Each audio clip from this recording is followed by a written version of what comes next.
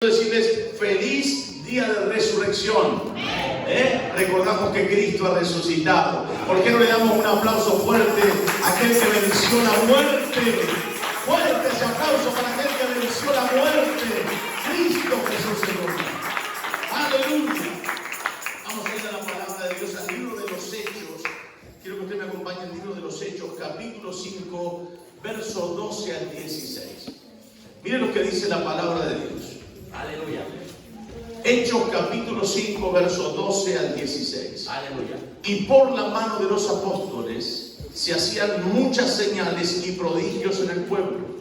Y estaban todos unánimes en el pórtico de Salomón. De los demás, ninguno se atrevía a juntarse con ellos, mas el pueblo los alababa grandemente. Y los que creían en el Señor aumentaban más, gran número así de hombres como de mujeres. Tanto que sacaban los enfermos a las calles y los ponían en camas y lechos para que al pasar Pedro, a lo menos su sombra cayese sobre alguno de ellos.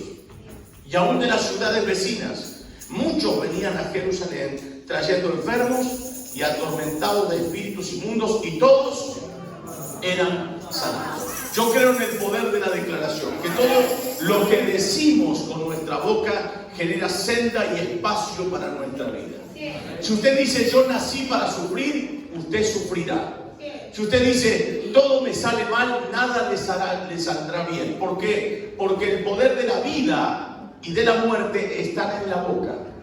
Por eso, por favor, levante su mano al cielo y diga: Señor Jesús, gracias por tu palabra. Tu palabra es verdad. Gracias, Señor, porque hoy declaramos y recordamos el poder de la resurrección. Yo he nacido para ver tu gloria. Yo he nacido para ser feliz. Bendice a tu siervo, dale gracia sobre gracia para ministrar tu palabra. Bien alta su mano, dice: vacíame de mí y lléname de ti. En el nombre de Jesús, y todos decimos amén y amén. Le damos un fuerte aplauso a la palabra del Señor. Fuerte ese aplauso. Quiero aprovechar antes de ir a este mensaje, agradecerle al profeta José que nos acompaña hoy, que nos lleva, nos trae a todos lados. Ponete de pie, José, no te había visto, había ido a cambiar. Gracias, José, por estar con nosotros. Este hombre es un ángel, nos ha llevado a todos lados y nos ha atendido muy, pero muy bien. Yo quiero hablarles hoy del poder de ser evaluado. Todos en la vida somos evaluados. Quiero que ustedes lo sepan. Usted ahora me va a evaluar a mí conforme a lo que ve, a lo que escucha. Usted va a evaluar mi mensaje. Usted ya está evaluando mi persona. Si le caigo bien, si le parece bien, cómo me muevo, qué hablo. Usted automáticamente me evalúa. Usted también tiene una evaluación de los pastores que están aquí arriba. Ustedes tienen una evaluación del hermano que está al lado. Y quiero ir más allá. Usted tiene una evaluación de su esposo y de su esposa. Miren, si muchas veces los argentinos, cuando predicamos, los hermanos se acercan y nos dicen: ¡qué palabra, pastor! Me ha bendecido tanto. Pero lo cierto es que cuando subimos a nuestro carro y vamos hacia nuestra casa, le preguntamos a nuestra esposa: ¿y qué tal estuvo? Y ella es la que nos va a evaluar de manera perfecta. Uno le dice del 1 al 10 qué tal estuvo la reunión, y ella le va a decir la verdad verdadera. Y a veces nos enojamos porque esa verdad verdadera puede ser cruda, puede ser buena. Gracias, mi hermano, gracias. Puede ser buena, puede ser cruda, puede ser verdadera. Pero lo cierto de todo esto es que la evaluación se hace siempre. Caminamos por la calle y usted evalúa cómo la gente se viste. Usted evalúa un movimiento, usted evalúa todo en la vida. Por ejemplo, cuando sale de su casa, le pregunta a su esposo: ¿y cómo estoy vestida? ¿Cómo me queda esta ropa? Y entonces el marido mira a su esposa y le dice: ¿te queda bien? Y ella dice: no, mírame bien. Porque sabe que esa evaluación no fue realmente eficaz. Lo cierto es que en la vida siempre es una evaluación. Evaluamos a nuestros hermanos si son espirituales o no. Evaluamos a la mujer o a la pastora que subió aquí y cuando oraba y declaraba. Y aún no podemos evaluar si ha hablado con unción o no. Yo creo que habló con mucha unción, porque se movió el Espíritu Santo. Y cada uno de nosotros evaluamos conforme a lo que la persona tiene. Ahora bien, cuando veo este pasaje bíblico, debo evaluar la vida de Pedro. Porque dice la Escritura que sacaban los enfermos a las calles y a lo menos la sombra de Pedro caía sobre los enfermos y eran ¿qué? ¿qué pasa si en esta mañana empezamos a caminar entre ustedes y los enfermos comienzan a sanarse? Y usted dice, wow, qué culto poderoso, qué unción. La sombra de los pastores caía sobre nosotros y sería lleno del Espíritu Santo. Y entonces uno evalúa y dice, wow, qué poderoso, qué culto, qué reunión gloriosa. Y yo creo, queridos hermanos, que Pedro de la misma forma tuvo una manifestación de la gloria de Dios tan fuerte que la gente, la necesidad era tan grande que no alcanzaban a orar para todos. Pero la sombra era suficiente, no era la sombra, sino que era el Espíritu del Nazareno que estaba en Pedro. ¿Cuántos dicen amén? Ahora, cuando evalúo esa vida de Pedro, ¿cuánto les gustaría ir a los hospitales y que usted camine entre las camas y los enfermos se sanen? ¿Cuánto les gustaría a muchos de ustedes que venga un avivamiento tan grande sobre Nueva Jersey, que la gente enferma sea sanada porque esta iglesia sale a la calle? ¿Les gustaría? Pero cuando uno ve esta realidad, no puede dejar de lado todo lo que pasó anteriormente. Y entonces uno comienza a evaluar al equipo que Jesús tenía. Y nos damos cuenta que había unas cuantas falencias en muchos de sus discípulos. Y lo que nos ocurre a veces a diario es que nosotros pensamos que Dios no nos puede utilizar porque nosotros muchas veces fallamos. Y entonces el enemigo, que le apasiona hacernos sentir indignos, porque de una mosca muerta hace ver el perfume del perfumista, una acción de un hombre o de una mujer.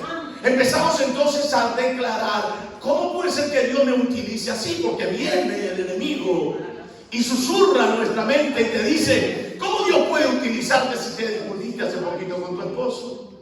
¿Cómo puede ser que Dios te utilice si dijiste eso o pensaste aquello? ¿Cómo puede ser que Dios te utilice? Dice el enemigo. Y entonces uno se siente indigno, se siente incapaz. Y el enemigo dice, no vayas a hablar porque vos cuando hablas no hablas bien.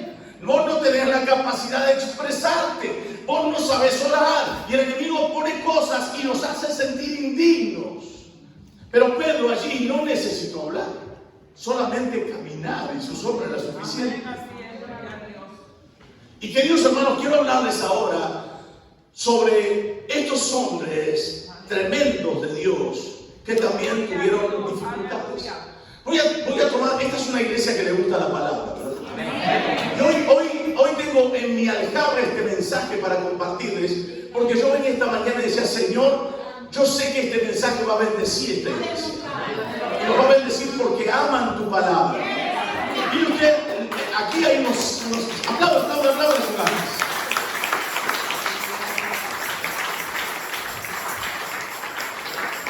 Ahora, mire usted, qué tremenda esta palabra. En el libro de San Mateo, capítulo 14, verso 29, nos encontramos con un Pedro que va a caminar sobre las aguas. Y él dijo, ven, y descendiendo, el capítulo 14, verso 29, Pedro de la barca andaba sobre las aguas para ir a Jesús. Pero al ver el fuerte viento, tuvo miedo y comenzando a hundirse, dio voces diciendo, Señor, sálvame. Fue el único que caminó sobre las aguas y no le vamos a quitar ningún mérito a Pedro. Porque Pedro, la verdad, fue una audacia, fue un hombre de fe. Todos los demás se quedaron en la barca. Pedro fue el único que se animó a caminar. Pero también es cierto que ante el temor Pedro se hunde. ¿Y qué necesita? La mano del Señor. Y uno puede decir, pero no tenía la fe tan desarrollada como para que Dios lo utilice de la manera que lo utilizó. ¿Y por qué Dios hace eso? Porque muchas veces en nuestro desarrollo de la fe, que va creciendo en el día a día, a veces nosotros pensamos que Dios no puede utilizarnos para resucitar a un muerto, por ejemplo, para orar por algún enfermo terminal. Sin embargo, Dios sigue siendo el mismo. Ayer, hoy, por los siglos, Dios sigue siendo el mismo. Él dijo, yo estaré con vosotros todos los días hasta el fin. Y entonces, hermanos, acá veo un Pedro que se hunde, pero también veo que tiene en su círculo íntimo a un hombre llamado Tomás. Y Tomás, el Dídimo, es aquel que va a dudar de la resurrección de Cristo. Y estamos hoy en un domingo de resurrección. Miren lo que dice San Juan capítulo 20, verso 24 y 25. Pero Tomás, uno de los 12, llamado Dídimo, no estaba con ellos cuando Jesús vino. Le dijeron pues los otros discípulos: al Señor hemos visto. Él les dijo: si no viere en sus manos la señal de los clavos, y metiere mi dedo en el lugar de los clavos, y metiere mi mano en su costado, no creeré. Ese es el circuito del Señor, o el círculo íntimo del Señor.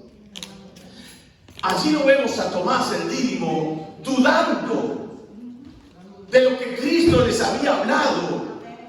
Y queridos hermanos, ahí está el Señor teniendo que aparecerse a estos hombres, porque la verdad que están perdiendo su lugar y están perdiendo el enfoque, porque el Señor Jesús les había dicho que era necesario que esto pase, pero el hombre no cree. Nos encontramos muchas veces siendo nosotros como Dídimo, como Tomás, que no creemos a ciertos milagros. Queridos hermanos, Dios sigue haciendo milagros extraordinarios. Hemos estado, y lo sabe Dios, esto está grabado, hemos estado en diferentes lugares donde Dios ha hecho milagros instantáneos junto a la palabra de amor. Personas que han recibido piezas completas de plata y oro en su boca. Personas que han recibido milagros extraordinarios, tumores saliéndose, bautismo, llenura del Espíritu Santo. Glorioso lo que hemos vivido en estos días. Pero Dios sigue siendo el mismo. Y a Tomás, a pesar de que había visto al Señor haciendo milagros, le cuesta creer. Y a veces nosotros nos cuesta creer como hijos de Dios. Querido hermano, cree y verás la gloria de Dios. Cree y verás la gloria de Dios. ¡Aleluya!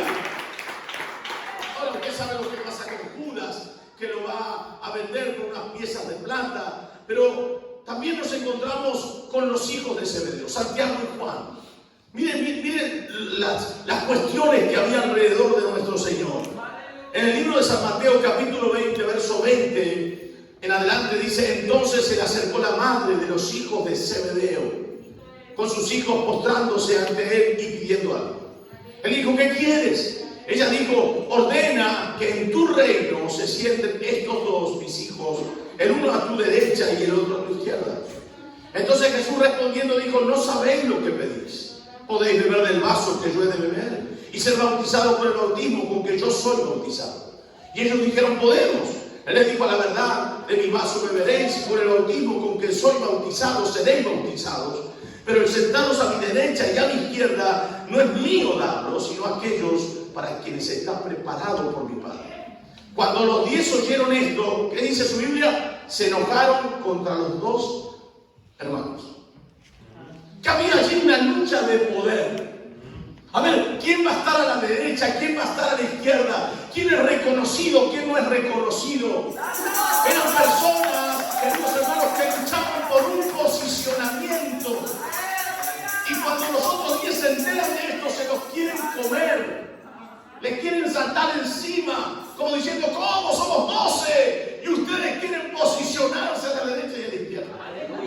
Y encima va la madre de ellos dos a hablar con Jesús. Y esas mujeres que son, ¿cómo le dicen acá? Mentiras, ¿cómo le dicen? Esas mujeres que se meten donde no las llaman. Allá en Argentina hay unas cuantas. Y ahora por las redes sociales me tengo que cuidar porque me ven. Pero no en nuestra iglesia. Pero lo siento, queridos hermanos, que es mala mamá para interceder por los dos muchachos, por los dos jóvenes. A ver si lo podía poner Jesús en un lugar de privilegio. Hay gente muchas veces que lucha por lugares de privilegio. Lucha, se ponen mal, se ponen tristes porque alguien predicó y a él no lo pusieron, a ella no la pusieron, o porque alguien dirigió y el otro no dirigió, porque el otro cantó, el otro no cantó. ¡Olvídense!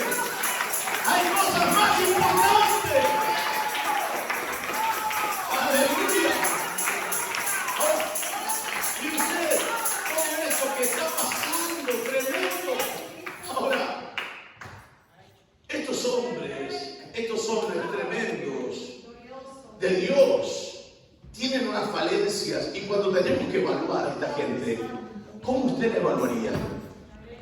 ¿Cómo usted evalúa a alguien que te traicionó? ¿Cómo usted evalúa a alguien que usted lo manda a hacer algo y se hunde en el camino? ¿Cómo usted evalúa a alguien que dice: no, yo si usted pastor no me pone el domingo a predicar, yo no vengo a la iglesia? ¿Cómo usted evalúa a gente así? ¿Cómo le evalúa? Que usted dice: ¿sabes qué? El Señor va a hacer grandes cosas. Y sale un dídimo y dice, ¿será? Yo hasta que no lo vea no lo creo, pastor. Yo creo que esa gente evaluándola, yo digo, a este le falta iglesia. Lo tengo 6 meses sentado, porque yo evalúo a la gente. O alguien que te traicionó y regresa a la congregación y usted dice, sí, venga hermano, qué lindo verlo. Pero por dentro dice, te voy a dejar sentado los 6 meses. Porque quiero ver los frutos. Porque nosotros vivimos evaluando a las personas. Y eso es algo innato en todo ser humano. Usted me está evaluando ahora, pero yo también lo estoy evaluando. Nosotros los ministros, voy a tomar asiento aquí, nosotros los ministros predicamos y los vemos a ustedes y mientras predicamos, leemos su mensaje corporal. Y también evaluamos sus maneras. Vemos al hermano que está así. Está en la casa, está acá pero está en la casa.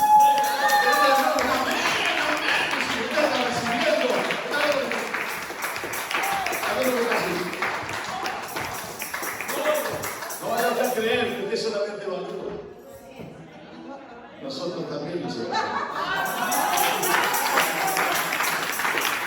Y no vaya a creer que nosotros aún evaluamos a Dios porque decimos, Dios es bueno. Dios es poderoso. Cuando usted dice Dios es bueno, usted está evaluando a Dios como un Dios bueno. Usted no está evaluando como un Dios poderoso. Pero, Señor, yo te creo. Y el Señor dice, bueno, voy a permitir unas pruebas. A ver, yo te voy a evaluar a vos si lo que me decía es verdad. La evaluación siempre viene. Así que usted está evaluando. Si yo le digo a usted, de espiritual el que tiene al lado, del 1 al 10, no me diga el número, por favor, para no meterse en problemas. Pero usted ya tiene un número.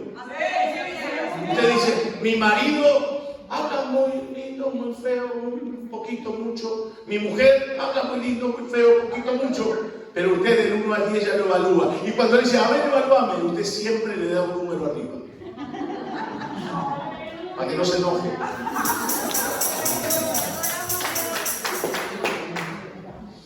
Ahora, Pedro va a hacer algo que casi le cuesta salirse del propósito. Estos días yo hablaba de eventualidades acá, que los eventos muchas veces nos sacan del propósito. Si yo tengo 10 pasos para llegar a un propósito, cada paso es un evento hacia el propósito. Y los eventos, dije el otro día, que pueden ser cosas traumáticas o cosas hermosas. Y eso depende de cómo enfrentes los eventos. Ahora mire lo que le pasa a Pedro y casi que se queda fuera del propósito. Aleluya. Mateo capítulo 26, verso 69. Cuando usted lo tiene, me dice un amén. Gloria a Dios, aleluya. Dice así: Pedro estaba sentado fuera en el patio y se le acercó una criada diciendo, tú también estabas con Jesús el Galileo. Mas él negó delante de todos diciendo, no sé lo que dices. Saliendo de la puerta le vio otra y dijo a los que estaban allí, también este estaba con Jesús el Nazareno. Pero él negó otra vez, con juramento, no conozco al hombre, con juramento. Un poco después, acercándose los que por allí estaban, dijeron a Pedro, verdaderamente también tú eres de ellos, porque aún tu manera de hablar te descubre. Entonces él comenzó a ¿qué? A maldecir. ¿Sabe lo que es maldecir? Es mal hablar. Solamente piensa en su mente que todo lo que dijo Pedro empezó a hablar mal y a jurar, no conozco al hombre. Y enseguida cantó el gallo. Entonces Pedro se acordó de las palabras de Jesús que le había dicho, antes que cante el gallo, me negarás 3 veces. Y saliendo fuera, ¿qué hizo? Lloró amargamente.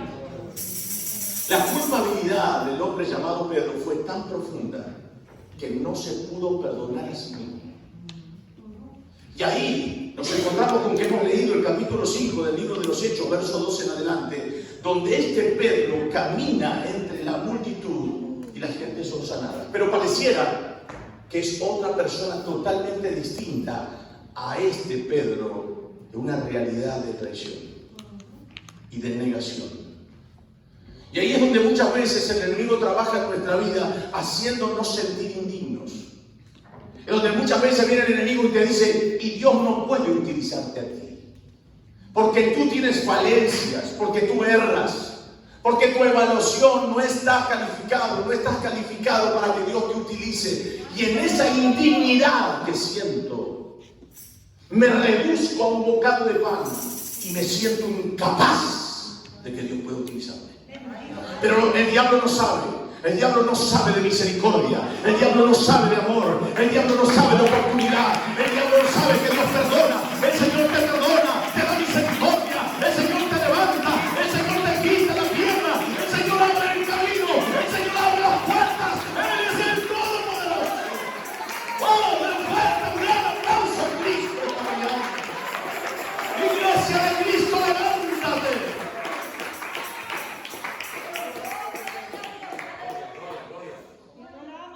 En el momento de la resurrección, las mujeres van un día como hoy a ver qué pasaba en la tumba.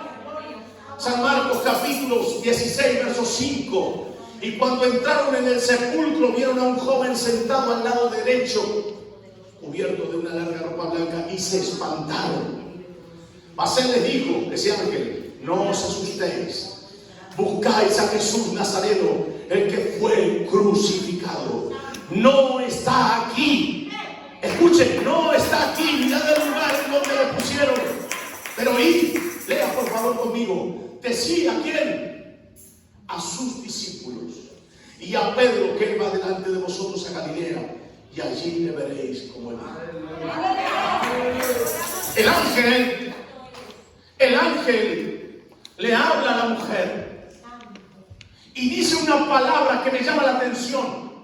Ve y dile a mis discípulos, a sus discípulos y a Pedro.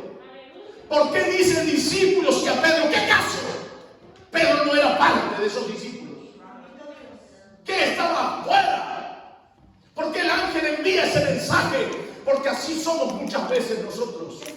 Nos sentimos que nuestra indignidad no nos deja ser parte de un movimiento poderoso que se está por desatar en la tierra. Y muchas veces el enemigo te dice, no puedo utilizarte, Dios, porque tú te falta mucho, porque estás descalificado. Pero el diablo no sabe de misericordia, dije. Y cuando dice, ve y dile a los discípulos y a Pedro, le está diciendo, ve y dile a los discípulos y a aquel que se siente indigno, aquel que se ha descalificado, que yo voy delante de ellos. Él se sentía fuera, pero Dios lo había puesto adentro. Mi alma te alaba a Dios. Por eso hay muchos ministros que abandonan. Por eso hay mucha gente que ha abandonado el servicio. Por eso hay gente que se ha ido de las iglesias. Porque han escuchado más al diablo que a Cristo mismo, de la misericordia, del perdón y del poder. ¡Oh, rica todo matando la vasalla!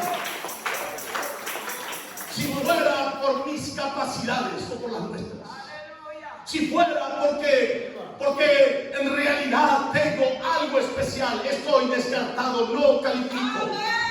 Pero ha sido por su amor, ha sido por su misericordia, ha sido por su gracia, ha sido por su bondad y ha sido por su amor. ¡Wow! Si va a aplaudir, apláudale fuerte de Cristo de la gloria. ¡Wow!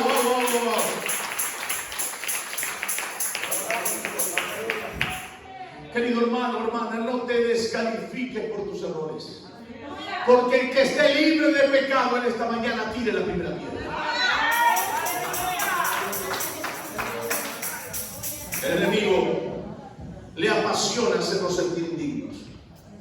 ¿Saben? Me llama la atención porque cuando veo el libro de Juan, por ejemplo, cuando veo el libro de Juan, a mi criterio, hay un capítulo que está de más. Por favor, no me evalúe mal. Ahora le voy a explicar por qué.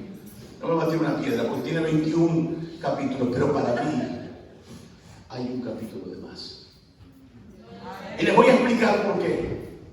Porque el libro de Juan tiene un cierre en el capítulo 20 tan extraordinario, que es como para concluir una carta. Y la voy a leer con ustedes. para que usted vea que lo que les digo es así. Mire este pasaje bíblico, capítulo 20, versos 30 y 31. Capítulo 20, dije, tiene 21 capítulos. Versos 30 al 31. Hizo además Jesús muchas otras señales en presencia de sus discípulos, las cuales no están escritas en este libro, pero estas se han escrito para que creáis que Jesús es el Cristo, el Hijo de Dios, y para que creyendo, ¿qué dice? Tengáis vida. Dígame si no es la conclusión extraordinaria de una carta. No hay más nada que decir. Pero saben que el capítulo 21, ahora lo vamos a ver, porque todo tiene un porqué en la vida. Yo vengo antes de las redes sociales. Nosotros venimos con los, seguramente pastores, de los tiempos donde escribíamos con un pencil y una hoja, escribíamos nuestras cartas de amor. ¿Cuántos vienen de esa época? A ver, bien alta la mano, usted tiene más de 40 y tantos. Entonces nosotros escribíamos a nuestra amada, hola amor, qué lindo la pasamos yo, y todo lo que nos escribimos. Y nos declarábamos amor, hacíamos corazones. Nosotros en Argentina, no sé si acá también poníamos UPS, unidos para siempre. Poníamos esas cosas lindas. Pero cuando nos olvidamos de algo, porque ya habíamos cerrado la carta, poníamos postdata. La pega de con un asterisco, que significa hay algo más que quiero decirte y se me pasó. Entonces en ese momento, en la postdata, al final de la carta, poníamos, no te olvides, por ejemplo, que el domingo nos vemos en la plaza a la misma hora para comer ese chocolate juntos. Era algo que se nos había pasado en esa carta que habíamos escrito. Digo que el capítulo 20 es el libro que cierra todo el libro de San Juan, pero cuando leo el capítulo 21 me doy cuenta que es la postdata de la carta de San Juan. Capítulo 21, mire ustedes los versículos 1, 2 y 3.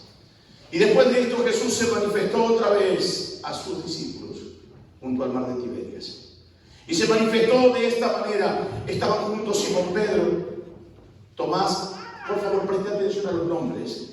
Estaban juntos Simón Pedro, Tomás, llamado el Dídimo, Natanael, el de Caná de Galilea, los hijos de Zebedeo y otros dos de sus discípulos. Simón Pedro les dijo, voy a pescar. Y ellos dijeron, vamos nosotros también contigo. Y fueron y entraron en una barca y aquella noche no pescaron nada. Jesús se va a aparecer a la orilla del mar de Tiberias.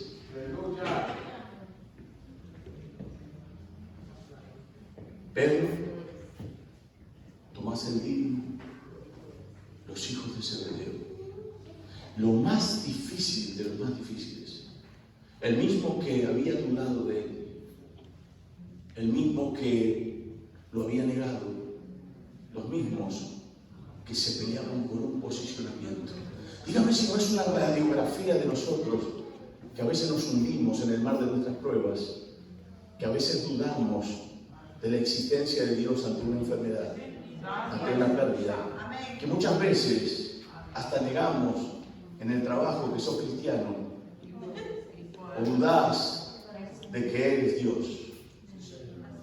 Y pareciera entonces para mí, como pastor, como hombre de Dios de tantos años, yo no iría a buscar a esa gente. Entonces me reflejo en esta verdad increíble. Digo, ¿cuánto me falta aprender del Maestro? Que lo desechado, lo vil, lo menospreciado del mundo, Él fue a buscar.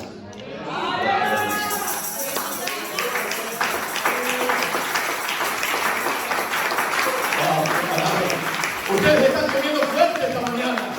Ustedes me cayeron bien esta mañana. Oh, brillando la santa de la sala. Y ahí está Jesús.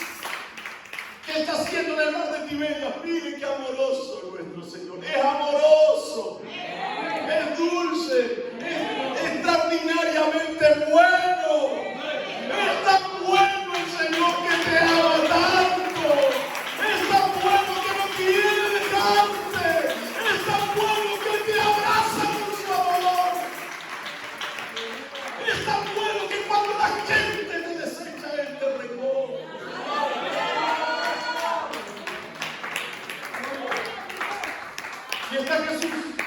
mar de Tiberias.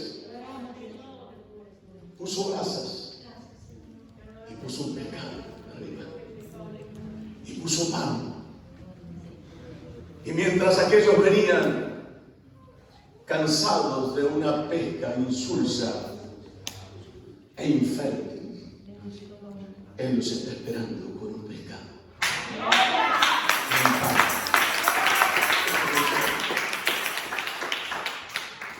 Yo no sé si aquí acostumbran, pero aquí en Argentina, mi esposa de 30 años, el amor de mi vida, me tiene acostumbrado de vez en cuando, me hace algún desayuno en la cama. Me trae el mate, algunas facturas, algo de fruta, y me recibe en la cama, como un mimo, como una expresión de amor. ¿Lo hacen aquí? ¿Cuántos alguna vez varones le han hecho un desayuno en la cama? Levántame la mano. Ustedes son afortunados. ¿Cuántos nunca lo recibieron así las esposas? Levánteme la mano. Yo voy a orar por usted. Yo voy a orar por usted esta mañana. Y voy a orar por esa mujer esta mañana. ¡Aleluya! Que vos estés ahí con los ojos. Y llegue otra cosa y te diga, amor, mira, lo que te preparé, como dijo el apóstol, como dijo el pastor, como dijo el ministro. Como usted quiera llamarlo. Y llega usted a la cama con ese desayuno. ¿Sabe lo que significa eso? Amor. Significa atención, significa ternura, significa amor hacia usted, reconocimiento. ¿Qué está haciendo Jesús ahí en la playa? Está reconociéndolos, está diciéndole, muchachos, no he terminado con ustedes. Les está diciendo, los quiero, los amo, los mimo, estoy contigo, iglesia, estoy contigo. ¡Aleluya! Me saco como si estuviera en mi congregación.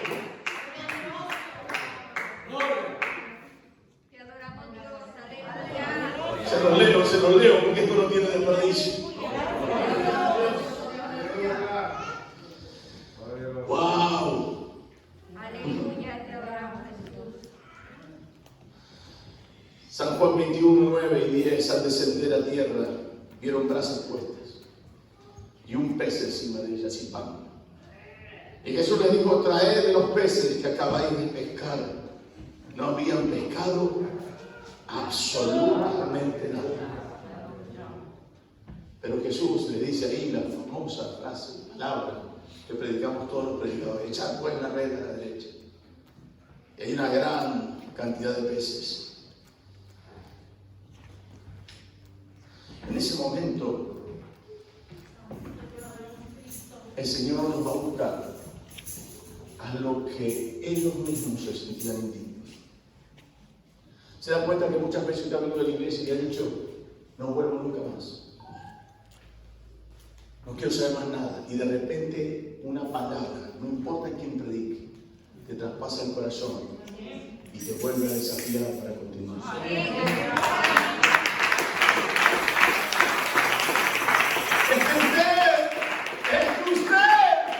Escucha el timbre de la voz, pero es Dios quien le habla. Los hombres se dieron cuenta, es Jesús. Viene a buscarme. Sí, a ti viene a buscarte. A ti que sientes que Dios no puede utilizarte. A ti que sientes que todo se terminó. A ti que sientes que los años se te pasaron.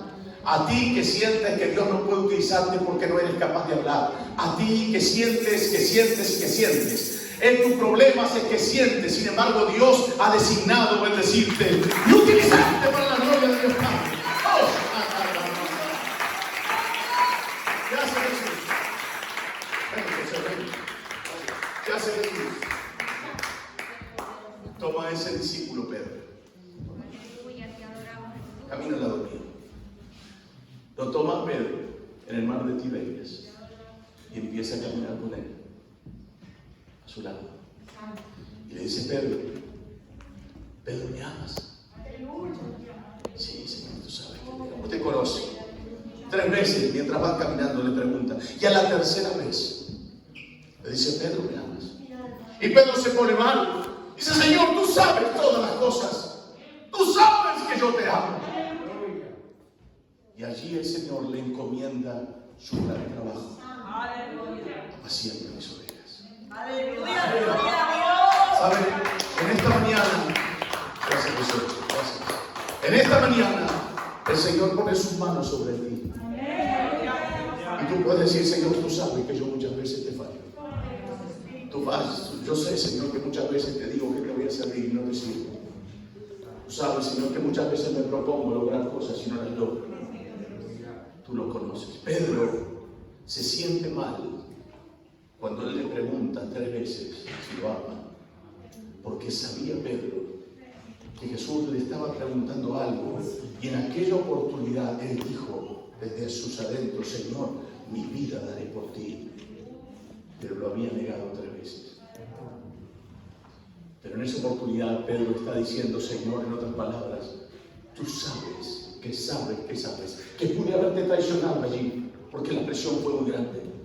Pero tú sabes que yo te amo como a nadie jamás se amó.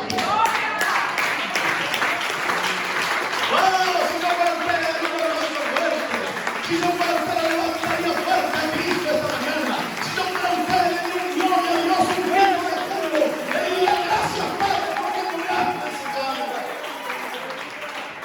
No es por nuestras capacidades, es por nuestro amor hacia Dios y es por el amor eterno que Él ha tenido con nosotros.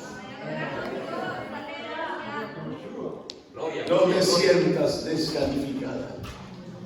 No te sientas descalificado, porque más es el amor de Dios por ti que tus errores. Bendito sea el nombre de Cristo. Fuerte, fuerte, fuerte, fuerte, fuerte, fuerte, fuerte. Fuerte ese aplauso, fuerte ese aplauso. Levántelo a Cristo esta mañana. Les voy a contar una historia y con esto cierro. Espero que me hayan evaluado bien. Tenía 12 años, Pastor Marcial Torres. 12 años y yo no era creyente. No vengo de una familia creyente. Yo me convierto a los 20 años de edad. Y a los 12 años, viniendo de una familia pobre, voy con unos jovencitos de mi edad, 12, 13 años, y llegamos hasta un lugar donde había muchos árboles recién plantados, muchos pinos. Eran pequeñitos. Así que fui y saqué un pino, hice lo que no debería hacer. Dije que no era creyente, así que no me cuestione y no me rotundo nada. Saqué un pino y lo llevé frente a mi casa, desde un barrio muy pobre que yo vivía. Las calles eran calles muy angostas, de tal manera que cuando venían 2 camiones, no sé cómo le llaman aquí, ¿cómo? Carros grandes que llevan insumos para los negocios, camiones. Esos camiones no podían ingresar los 2 en la misma calle. Así que yo fui y planté en la mente de un niño de 12 años, planté mi árbol en la vereda de enfrente a mi casa. Cuando 2 camiones se enfrentaron, uno que venía y el otro que iba, tenían que subir sus ruedas arriba de las veredas para poder pasar, muy finito. Uno de los camiones de soda subió sobre esa vereda y pasó por encima mi árbol pequeñito y lo quebró. En aquellos tiempos no se usaba la plancha para que las mujeres se hagan el pelo alisado. Se utilizaban las medias que usaban las mujeres, que eran medias de, no sé cómo, de nylon, no sé cómo le llaman aquí, y que cuando se rompían esas medias, bueno, las descartaban. Pero la usaban las mujeres para que su cabello quede lacio y se lo ponían a la noche. ¿Cuántos saben de eso?